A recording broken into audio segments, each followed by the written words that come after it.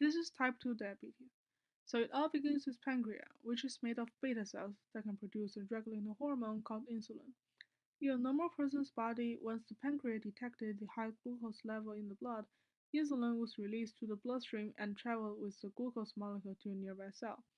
As they reached the cell membrane, insulin acted as a ligand will bind with the insulin receptor on the cell membrane, and as a result, glucose channel will open and glucose can go into the cell and being generated into ATP, which provide energy and movement in the body. In the case of type 2 diabetes, as the glucose level rises in the bloodstream, the patient's pancreas will secrete insulin to their target but cannot match with the insulin receptor on the cell membrane, and as a result, the beta cell will be overworking because of the constant high level of glucose in their blood and resulted in hyperglycemia. Different from type 2 diabetes, people with type 1 diabetes doesn't have the ability to produce insulin and has to inject insulin to their bloodstream in order to maintain a normal blood sugar.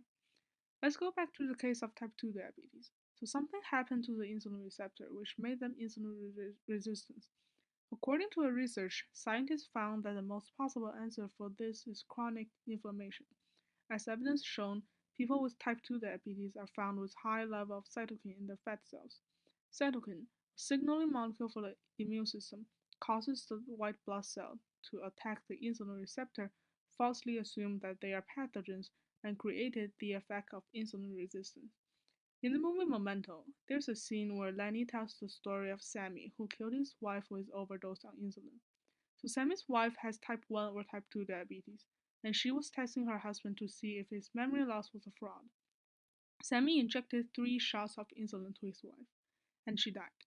From a scientific view, the excessive amount of insulin eventually moved all the glucose from the bloodstream to other cells, a symptom called hypoglycemia, also known as low blood sugar. The body cannot generate any energy and movement with low level of glucose, which eventually stopped her heart from beating and killed her.